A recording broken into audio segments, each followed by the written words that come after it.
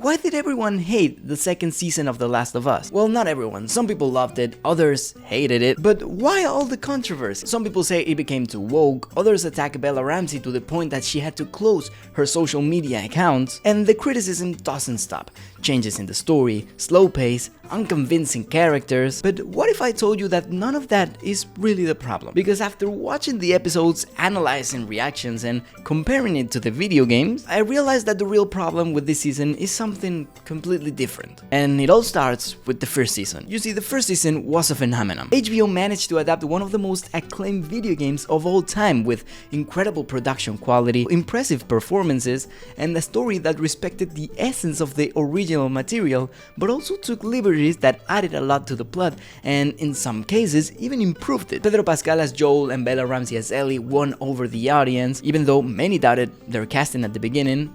Not Pedro Pascal, no one doubted about him. Overall, most critics loved it and fans welcomed it with open arms. Some fans. But of course, as in the video game, the real challenge was always in the second season. It was just inevitable. If you played The Last of Us Part 2, you know that it's a much more controversial, dark, brutal, and risky game. There are decisions in the story that divided the gaming community from day one. Some love it for its emotional complexity, while others hate it for making some pretty complex decisions.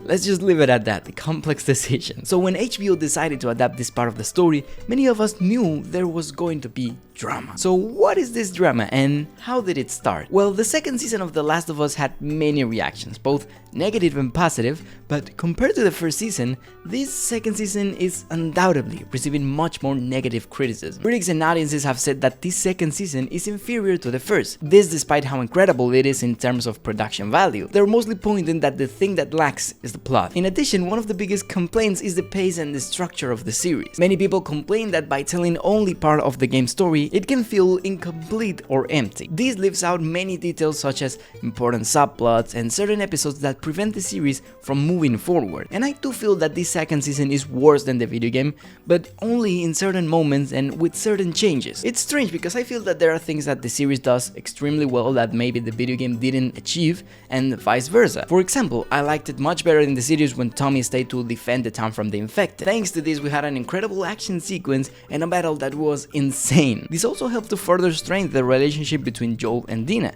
something that perhaps in the video game wasn't explored as much. So getting back to the topic, many critics also mentioned that this series seems afraid to go as far as the video game did, thus feeling less risky in certain decisions. For example, Ellie in the video game is much more aggressive and blunt. Something I personally didn't like about the series is that Ellie was a little dumber, more childish, when in this second part, Ellie is supposed to be blinded by her path of revenge. Instead, here in the series, at certain moments, it seems like she just forgot that Joel died. But you know, in a way this works as a contrast, but I don't know if that was the intention. Ellie in the second season may be happier than in the game, but once she's alone, you can see her anger and thirst for revenge. And Bella Ramsey does an spectacular job of showing these two sides of the character. Many people also complain about the way this second season is written, and specifically an interaction between Ellie and Dina, and honestly, I didn't like that either. Just look at the comparison between Ellie's reaction in the video game and in the series. Oh, we're having a baby.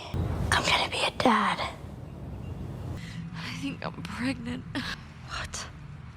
What are we supposed to do now? How long have you known? We could have still turned back. I didn't want to be a burden. Well, you're a burden now, aren't you?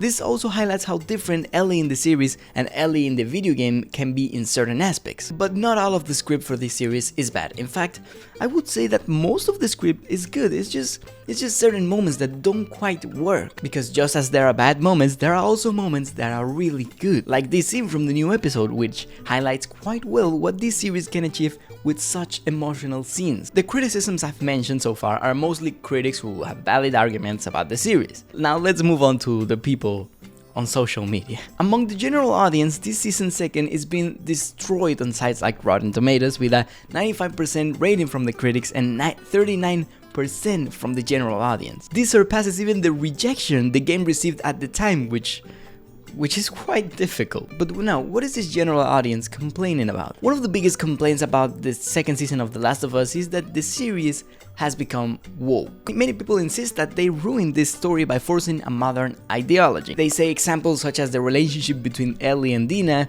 who are LGBT characters, and they mention that all of this is forced. I really don't know where all these people are getting the idea that this series has forced inclusion when all of this is just it's clearly in the video game. At no point in this series this feels forced because it was always there, and all of this comes from the video game. When The Last of Us Part 2 was released in 2020, the game received a fairly negative reception on review sites such as Metacritic. Many say that this is due to review bombing, which is when a large number of negative reviews are posted online about a product, service, or in this case, a video game. All of this as a coordinated effort to destroy a certain thing. On these review sites, the video game received a user rating of 3.4 out of 10 in its just few hours. Many of these reviews focused on the inclusion of LGBT characters and story decisions that were quite risky, such as Joel's death and the introduction of Abby as a playable character. Also, an academic study analyzed this phenomenon and said that these reviews were driven by ideology rather than a fair opinion of the video game and its content. And if you ask me, I think it was a bit of both. I don't think all the criticism was specifically about the inclusion and the changes they made,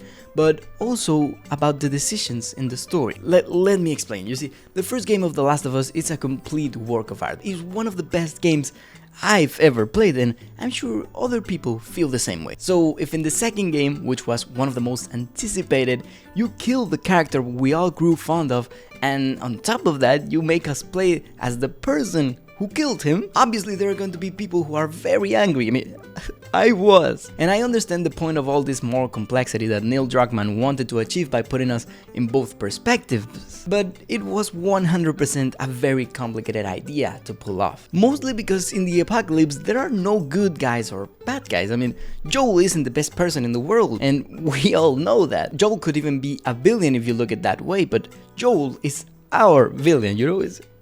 Is our villain. Both Joel and Abby would have done exactly the same thing in different situations. If Abby had killed Ellie, Joel would have traveled the entire world to kill Abby, and it would have been the same story. In the end, this is a complex game that divides audiences because of these kinds of dilemmas, where no one is good, no one wins, you just choose who you want to root for, and that's something quite unique to this saga and normal, and it's just completely normal that this causes controversy and negative criticism. That's kind of the point. But back to the complaints, it doesn't end there. This isn't everything, because if there's one person that continues to be heavily attacked, is Bella Ramsey. One of the biggest complaints you've probably already heard is that Bella Ramsey doesn't look like Ellie. For this reason, Bella Ramsey has been heavily mocked and attacked on social media, where people make fun of her appearance. In fact, the harassment was so bad that the actress had to delete her social media accounts to avoid reading all the criticism for the audience. Now, let's talk about something obvious. Bella Ramsey doesn't look anything like Ellie from the video game. We're not gonna lie and say that they are identical. What we can't deny about Bella Ramsey is that she's an excellent actress. For me, Bella Ramsey is perfect as Ellie as a child. She was excellent in season 1, and I can't really imagine anyone else playing this character. Bella Ramsey was the perfect choice. Now, having said that,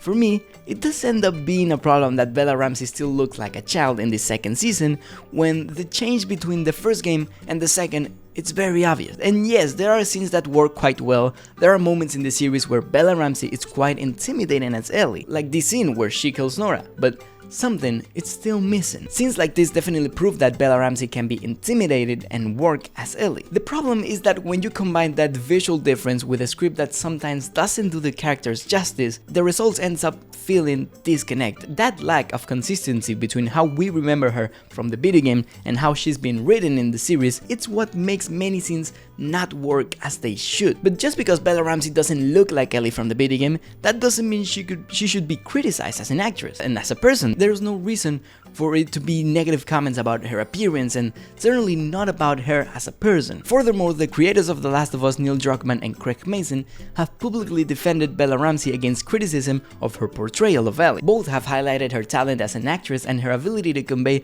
the emotional complexity of the character. They also mentioned that although the series features some changes from the video game, the main focus of this series has always been to preserve the emotional authenticity of the story and its characters. Therefore, the choice of Bella Ramsey as Ellie reflects reflects this commitment to the depth and emotional complexity that it's so iconic in The Last of Us. Besides, the actress who plays Abby doesn't look like the Abby from the video game. and I don't see many people complaining as much as they complain about Bella Ramsey, you know? So the criticism of the casting, whether the series is woke, plot decisions, what ends up being the real problem? Why does the second season of The Last of Us fail? Well, if you ask me, exactly what it did right in the first season is what it failed to do in the second season. After finishing this second season of The Last of Us, I can tell you that it felt like it was incomplete, but not in a good way. Not in a way where I say, okay, I can wait for whatever comes next, because even though the story was left hanging, it was a good season that resolved most of my questions. No, this season just feels incomplete. I feel that Ellie character lacked depth. There were changes in her that somehow didn't quite fit. This season they try to make Ellie a little more flexible, a little more sentimental, and this is something that happens very little in the video game. And she is blinded by her path of revenge, which makes a big difference in the series. That said, there were episodes in this season that were great. Episodes that definitely stand out from the video game. My favorite ones being episode 1 and episode 6. These are two examples of episodes that were perfectly adapted from the video game and even innovated to take it further, unlike other episodes where the changes just don't work as well, such as certain dialogue choices we've already mentioned, or certain characters that are different from the video game. In addition, there is a rather negative aspect that, while it doesn't affect those of us who have already played the video game as much, can be really frustrating for those who haven't played the video game, and that is the waiting time. I really feel bad for people who haven't played the video game because they have to wait another season to find out what happens next. And I guess this is kind of the equivalent of having to play 15 hours with Abby to find out what happened. But in general, this can be quite frustrating for people who haven't played the game, and in fact, I would say it could even be a bad experience when watching the series, since there are quite a few unresolved plots and many questions in this season. It can all be a little confusing to know where the story is really going. It's annoying that they don't resolve all those questions. One thing we can't deny about this series is that the production design is once again just amazing. There are scenes that are literally copies of the video game